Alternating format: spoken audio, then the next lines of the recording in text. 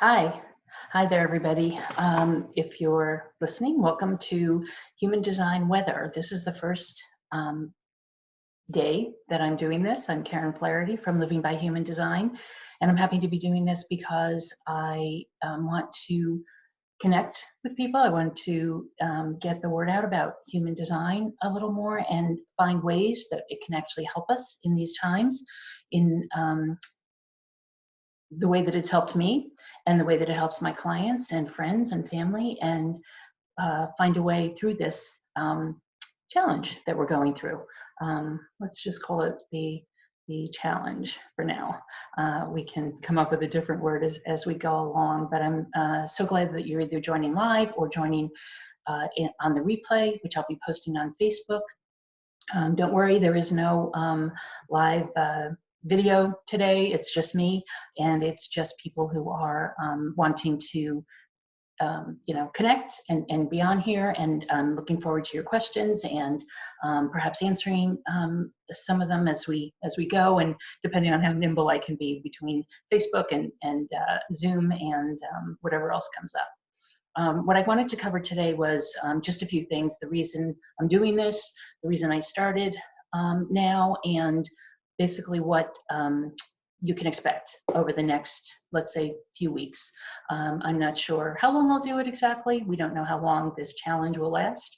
And so I just want to be there to be, to empower you during this time, to support, to perhaps find new ways of being, to help you to understand your human design chart if you don't already, and to answer any questions that might come up about parenting or relationships or the things that are going on, and why some of us are a little more fearful, why some of us are a little more proactive, why some people are actually kind of relishing this time, why some people are wanting to feel like couch potatoes. The couch potato gate was in up until just the other day, actually, just until Monday. And so if you were feeling like a couch potato, there's a really good reason. And so we're going to take a look at some of the human design transits, kind of the energies that go in and out. We'll look at, my energy, your energy.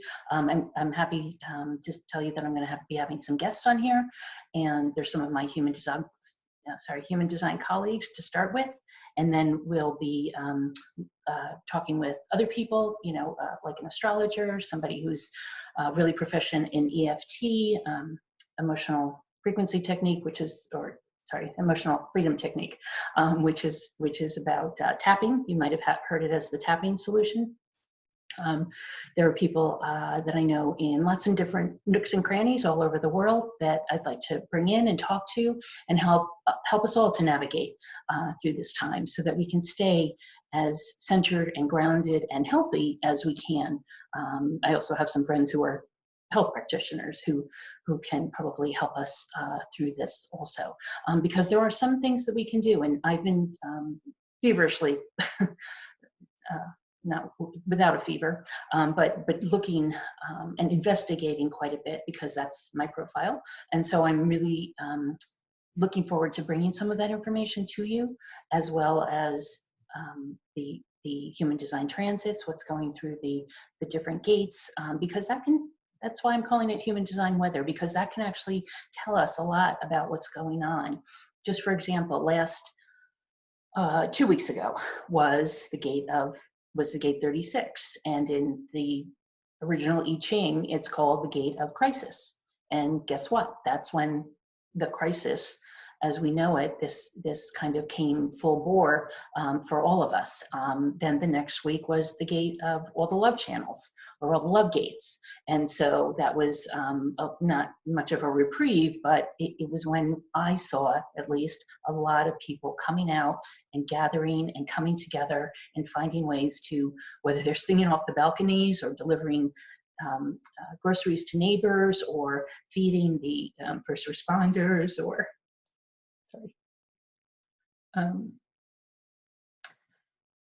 as grounded as we are, this is still going to get to some of us. This is still going to hit home for a lot of us. I found myself thinking the other day, it happened to be 10th anniversary of my mother-in-law's death. And just 6 months ago was the 10th anniversary of my mother's death and my brother's death.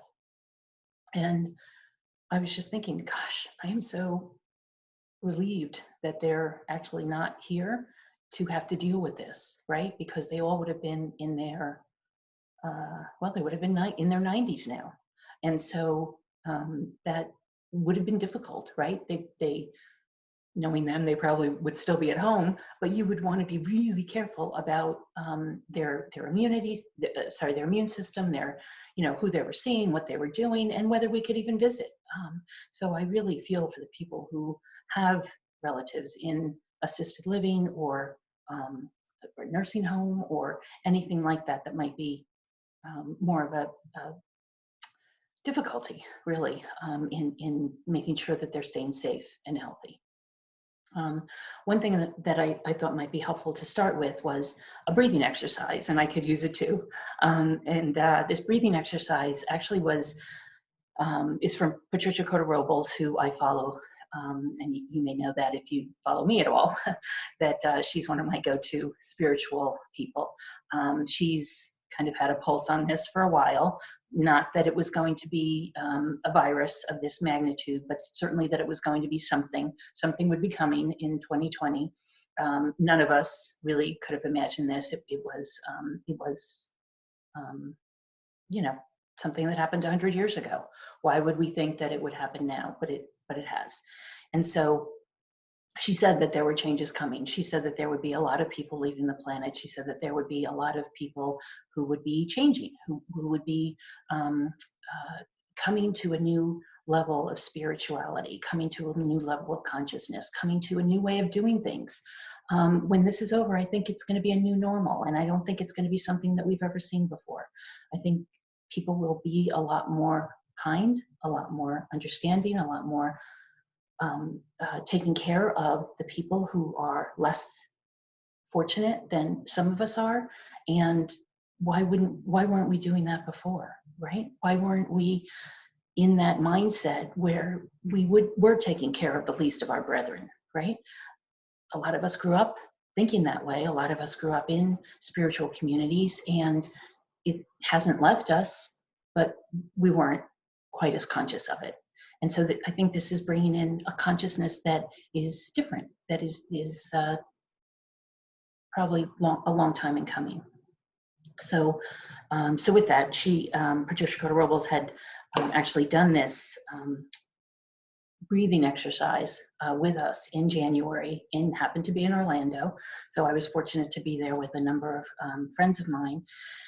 And so she did this breathing exercise, and I'll do the breathing exercise first, and then I'll read you the little introduction that she did to it.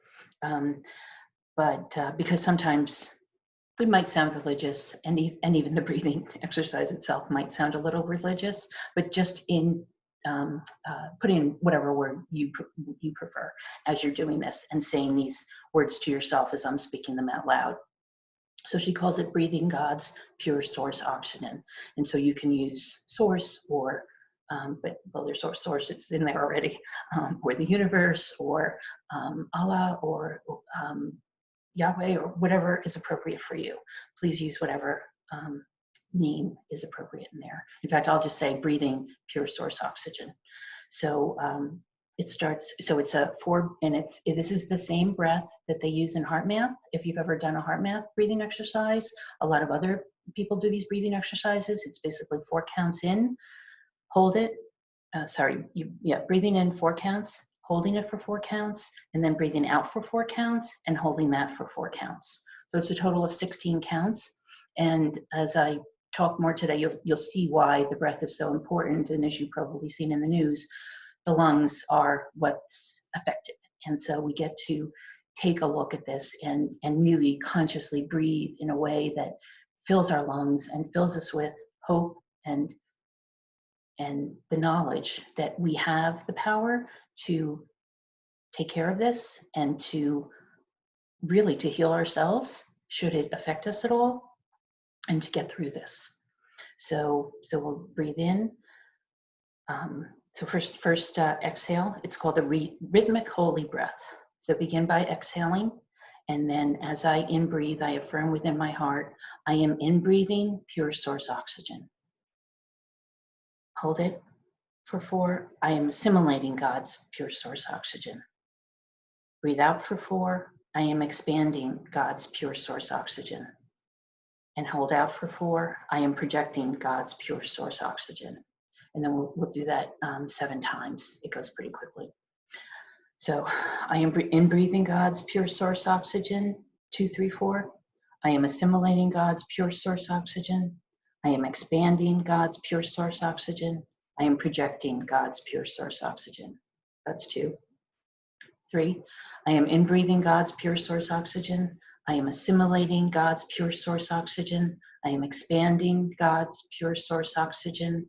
I am projecting God's pure source oxygen. That's 4. I am in-breathing God's pure source oxygen. I am assimilating God's pure source oxygen. I am expanding God's pure source oxygen. I am projecting God's pure source oxygen.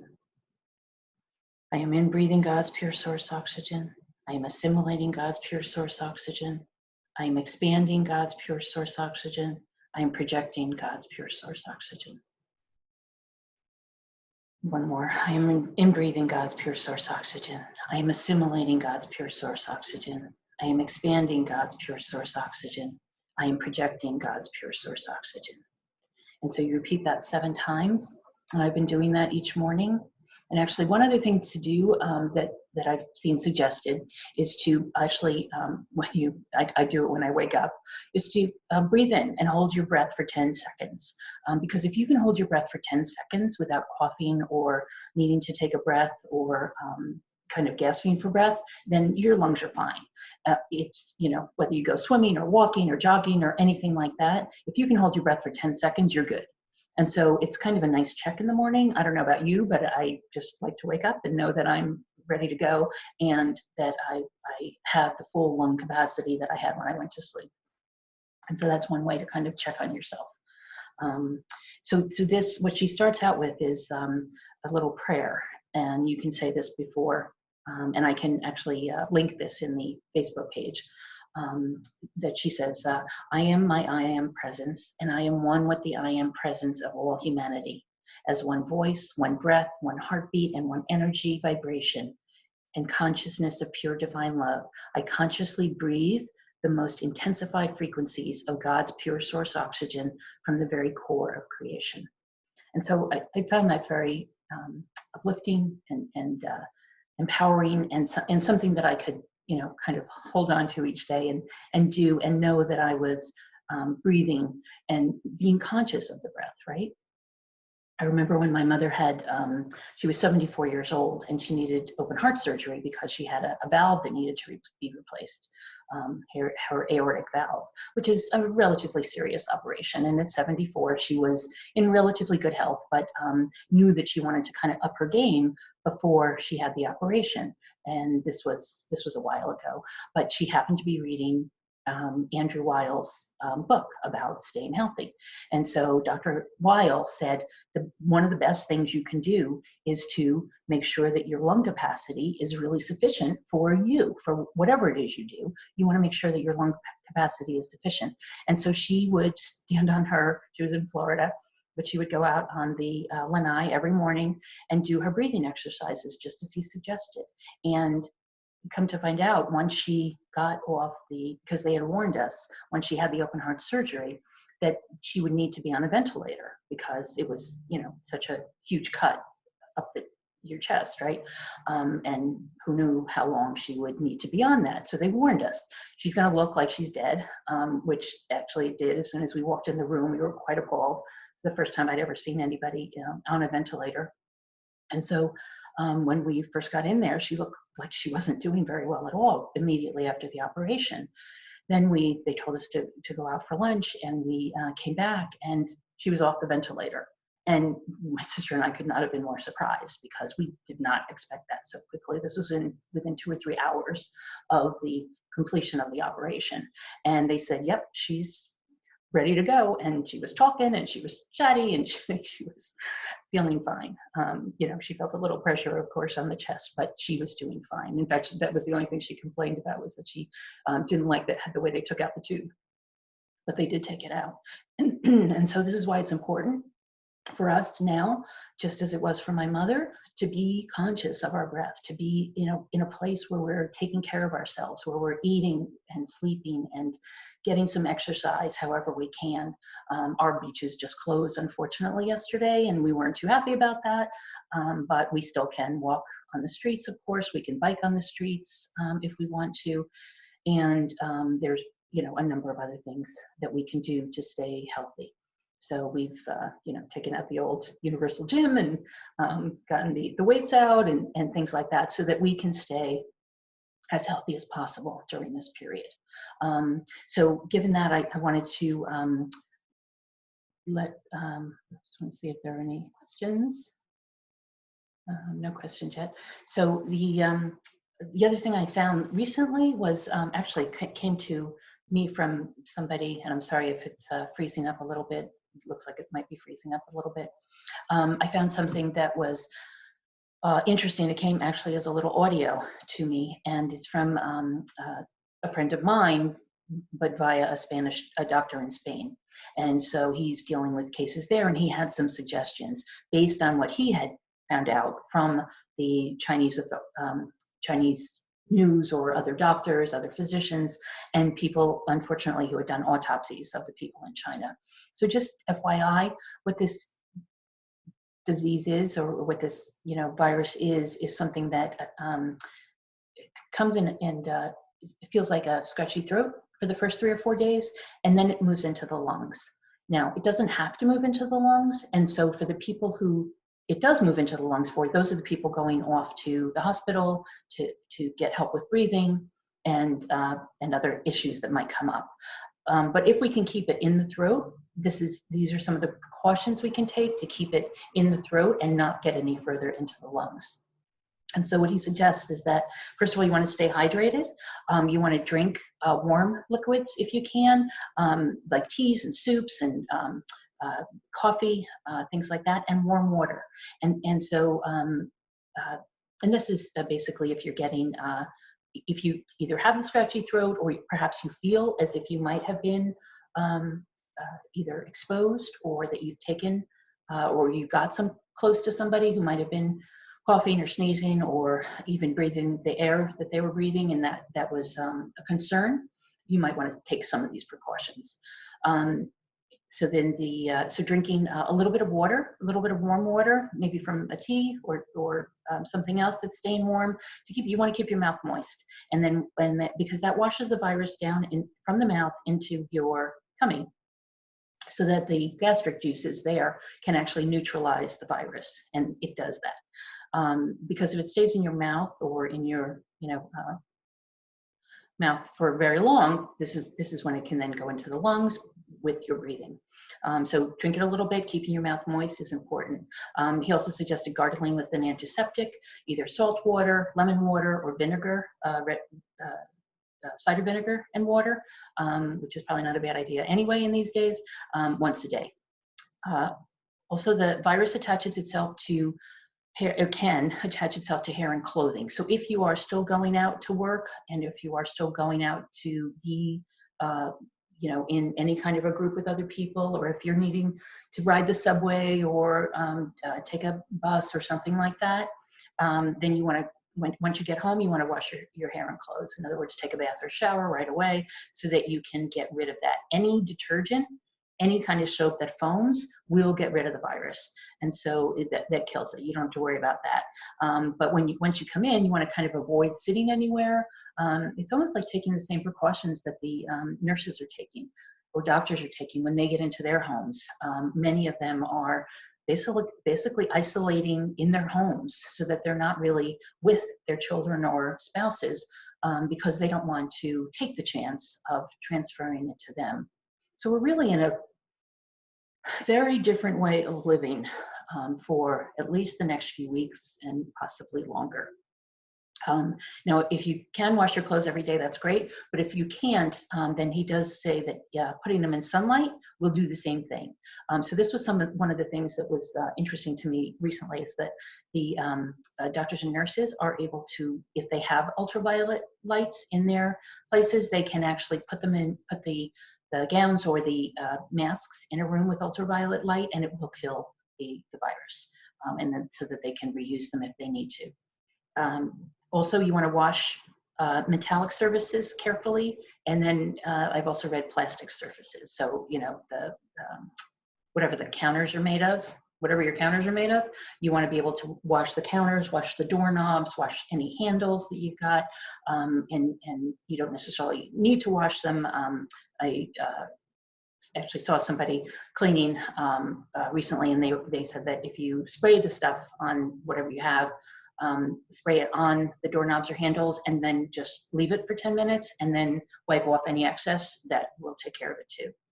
So you want to, you know, use your knuckles if you're in an elevator or using a door handle, or use your elbow to open something, or you know, carry a wipe or a Kleenex or something that you can use to use it and then dispose of that.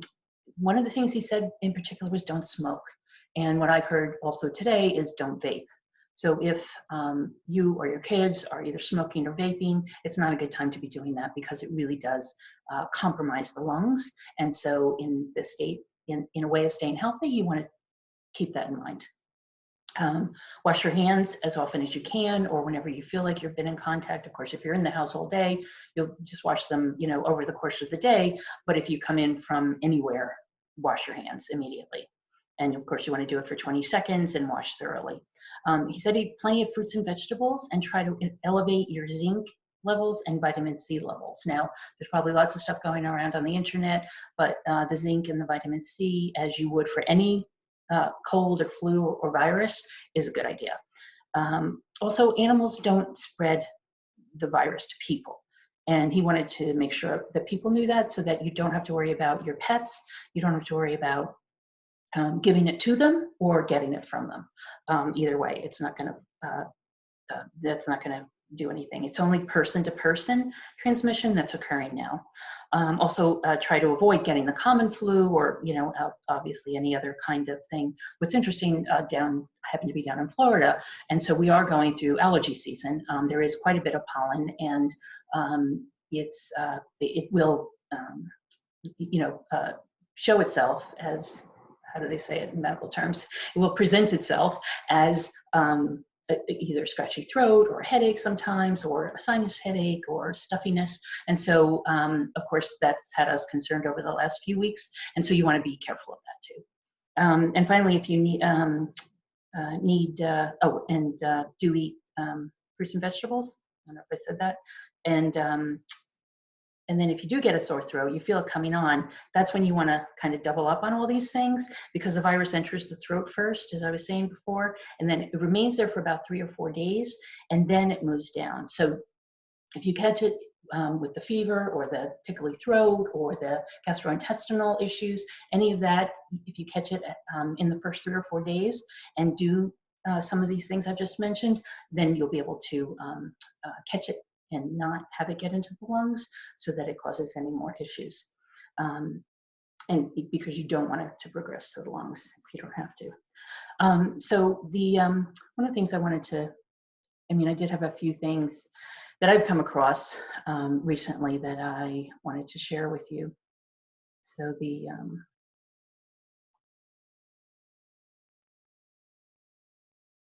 sorry. I have these open. So one of them is about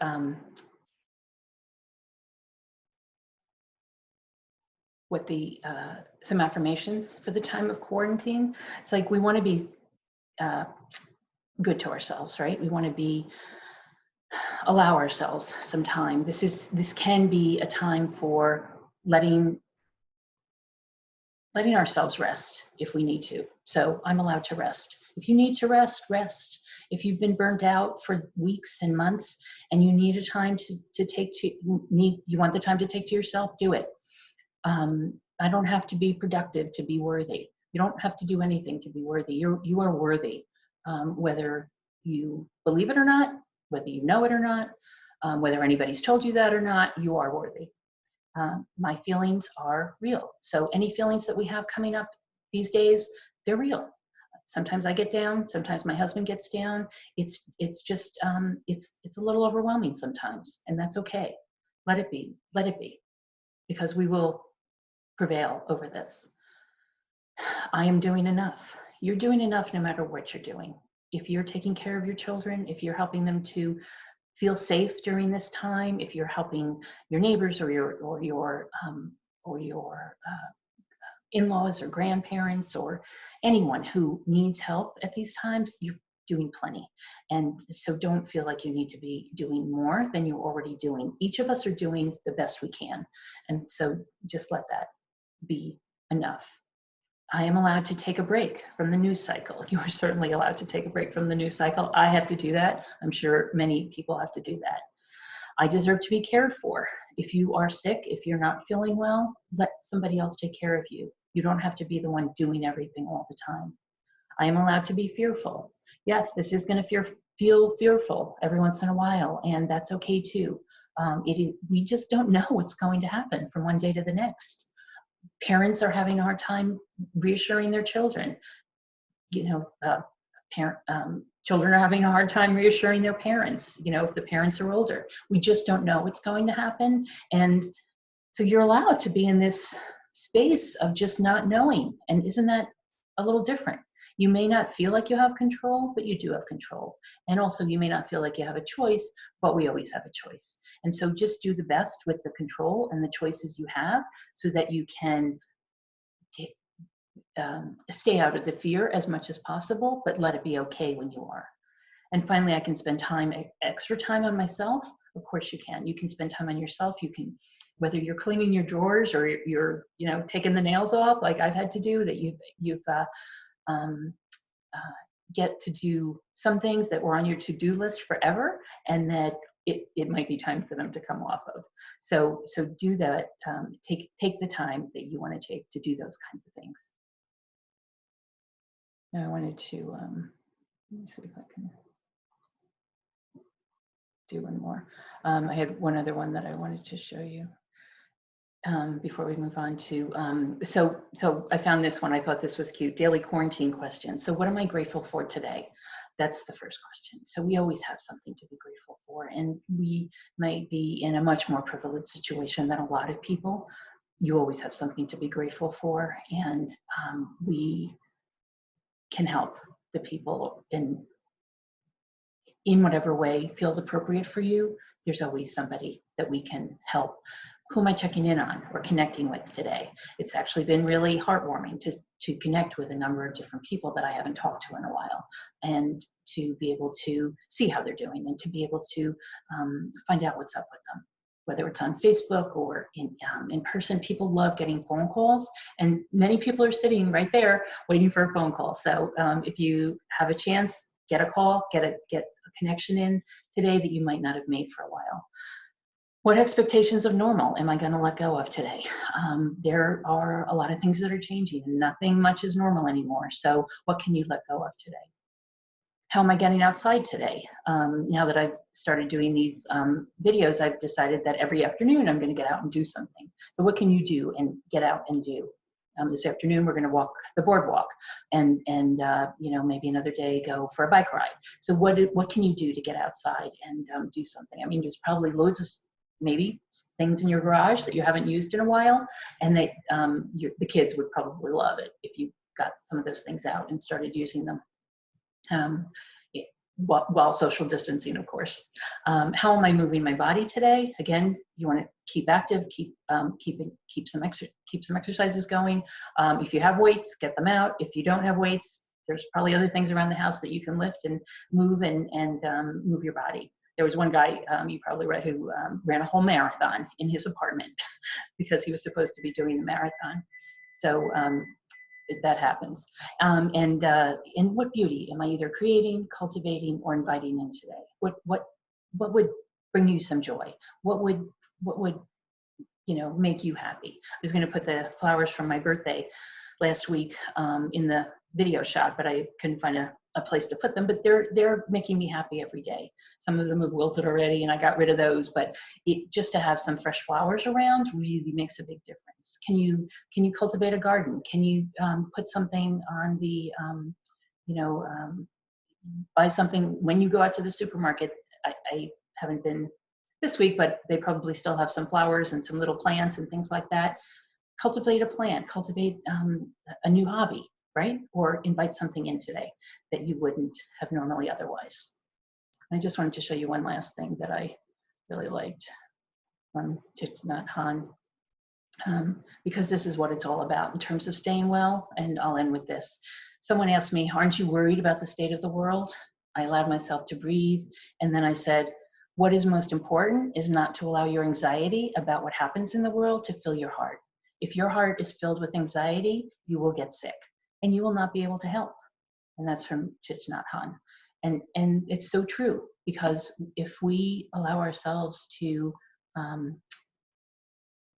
not to be well, not to take care of ourselves, then if we're not helping ourselves, then who can we help?